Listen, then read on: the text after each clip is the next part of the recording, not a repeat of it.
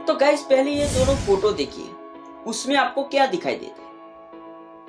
एक फोटो में आपको ब्लर दिखाई देता है और दूसरी फोटो में आपको क्लियर दिखाई देता है, यानी कि शार्प आपको दिखाई देता है। तो उसको ही हम कहते हैं डेप्थ ऑफ फील्ड। चलो हम उसके बारे में डीप में समझते हैं कि आखिरकार डेप्थ ऑफ फील्ड क्या है, किसको हम कहते हैं डेप्थ ऑफ फील्ड। तो गाइस यहाँ पे आपने काफी सारी इमेज देखी होगी जिसमें आप बताते हैं ज्यादा डेप्थ है, कम डेप्थ है, शैलो डेप्थ है, डीप डेप्थ है या तो वाइड डेप्थ है।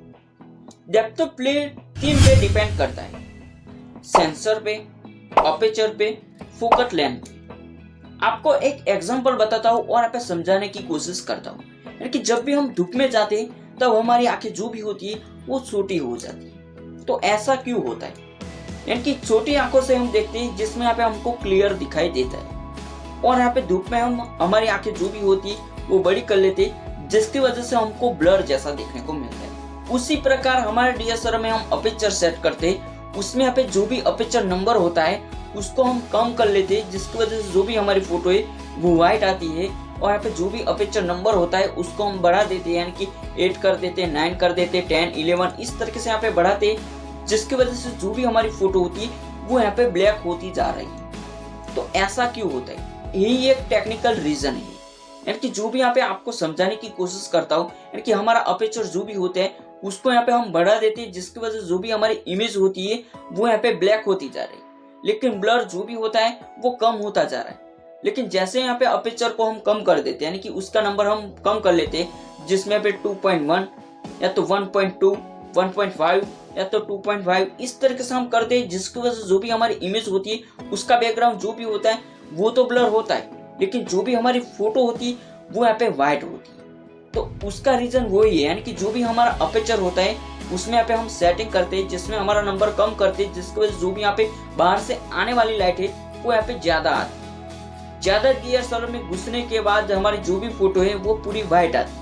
और यहाँ पे अपर्चर नंबर को हम बढ़ा देते हैं, जिसकी वजह से जो भी हमारी इमेज होती है उसमें यहाँ पे लाइट बहुत ही कम पहुंच पा रही है, जिसकी वजह से हमारी फोटो जो भी है वो ब्लैक होती जा रही है। और यहाँ पे अपर्चर नंबर को हम बढ़ा देते हैं, जिसकी वजह से जो भी हमारी इमेज होती है उसमें यहाँ पे ब्लर नहीं होता, लेकिन अपर्चर नंबर को हम कम कर देते हैं, जिसकी वजह से जो भी इमेज होती है उसमें यहाँ पे बैकग्राउंड ब्लर दिखाई देता है। तो वो यहाँ पे एक रीजन है।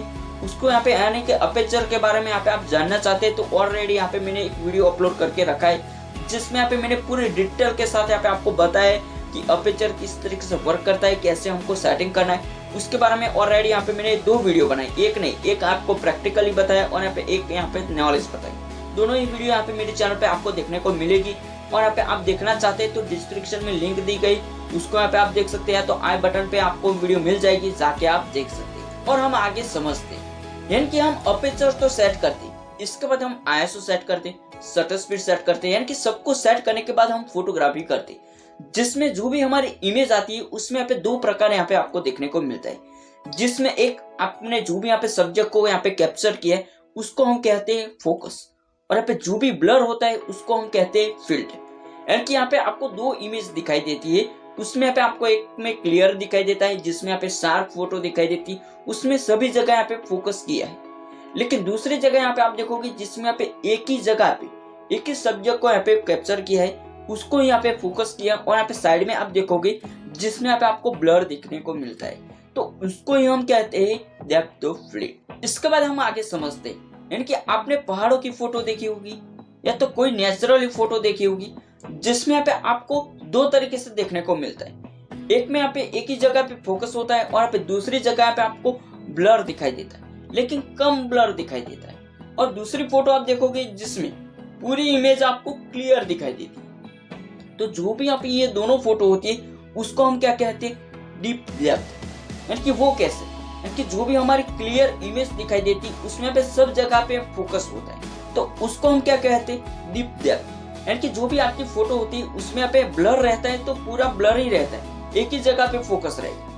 और दूसरी इमेज देखोगे जिसमें क्लियर दिखाई देता है, उसमें सभी जगह पे यहाँ पे फोकस ही रहता है, उसको कितना भी आप जूम कर लो, लेकिन जो भी आपकी इमेज है वो आपको क्लियर ही दिखाई देती, तो उसको हम कहते हैं डीप डेप्थ। तो आपको डीप डेप्थ के बारे में पता चल गया कि आखिरकार डीप डेप्थ किसको कहते हैं। तो गाइस हम आगे समझते हैं शैलो डेप्थ ऑफ फील्ड के बारे में। यानी कि जो भी आप फोटोग्राफी करते हो उसमें पे जो भी आपका सब्जेक्ट होता है वो आपको क्लियर दिखाई देता है, लेकिन जो भी बैकग्राउंड होता है, जो भी ब्लर होता है, उसमें कई जगह पे ब्लर होता है, कई जगह पे ब्लर छोड़ देते हैं। यानी कि जो भी हमारी इमेज होती तो उस जगह पे यहाँ पे ब्लर होता है, लेकिन इस जगह पे ब्लर छोड़ देता है, तो उसको हम कहते हैं शैलो डेप्थ ऑफ फील्ड या तो स्लो डेप्थ ऑफ फील्ड, जिसमें जो भी हमारा फोकस होना चाहिए वो नहीं होता सही तरीके से, या तो जो भी हमारा फोकस पॉइंट या तो ब्लर होना चाहिए वो ब्लर होता नहीं, तो उसको हम कहते हैं शैलो डेप्थ ऑफ फील्ड या तो स्लो डेप्थ ऑफ फील्ड हम बोल सकते हैं। तो गाइस यहाँ पे आपको शैलो डेप्थ ऑफ फील्ड के बारे में पता चल गया कि आखिरकार किसको कहते हैं।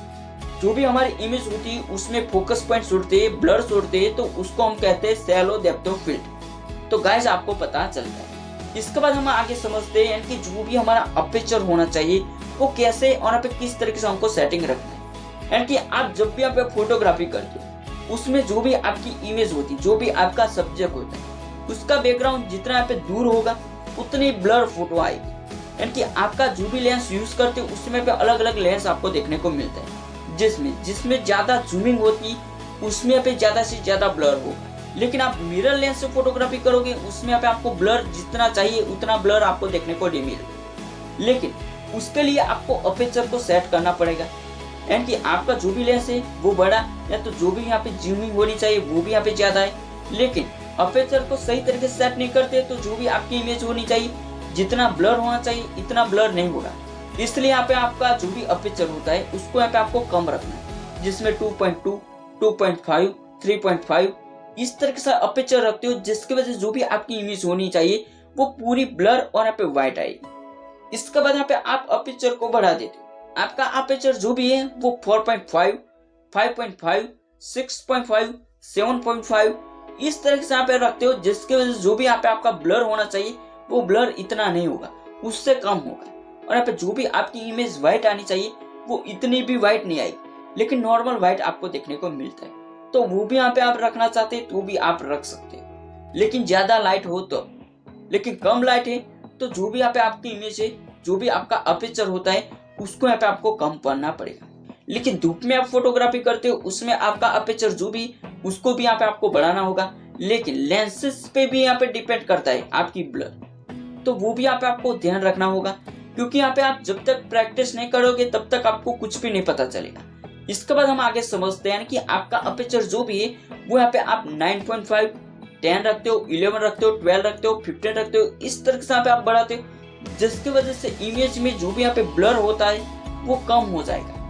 क्यों कम हो जाएगा? क्योंकि हमारा अपर्चर जो भी है वो यहाँ पे जो भी लाइट होनी चाहिए उतनी लाइट यहाँ पे कैप्चर नहीं कर पाता, इसलिए हमारी इमेज जो भी है उसका ब्लर यहाँ पे होना चाहिए वो इतना नहीं होगा, और जो भी हमारी इमेज है वो यहाँ पे ब्लैक होती जा रही है, तो वो भी यहाँ पे आपको खास बात ध्यान में रखना होगा। लेकिन बहुत ज्यादा लाइट में आप फोटोग्राफी करते हो तब हमारा अपर्चर जो भी होता है उसको हम बढ़ा सकते हैं, जिसमें 11 भी रख सकते हैं, 12 भी रख सकते हैं, जो भी यहाँ पे आपको मर्जी चाहे उतनी आप रख सकते हैं। यानी कि आपकी लाइटिंग कितनी उसको ध्यान में रख के यहाँ पे आपका अपर्चर जो भी है उसको यहाँ पे आप सेटिंग कर सकते हैं। लेकिन गाइस यहाँ पे आपको एक बात ध्यान रखना है, यानी कि जो भी आप फोटोग्राफी करने के लिए जाते हो और यहाँ पे आप अलग अलग लेंस का यूज करते हो और यहाँ पे आपको ब्लर में ही फोटो चाहिए, तब आपका अपर्चर जो भी है उसको यहाँ पे आपको कम ही कर लेना, ताकि आपकी इमेज जो भी है वो पूरी ब्लर में आएगी। और यहाँ पे आप ब्लर में नहीं खींचना चाहते, यानी कि ग्रुप में फोटोग्राफी करना चाहते हैं जिसमें कपल फोटो हो गया, या तो ग्रुप में फोटोग्राफी करते हो, या तो ऑफिस में यहाँ पे आप देखोगे जिसमें पे कई जगह पे यहाँ पे फोकस करना चाहिए,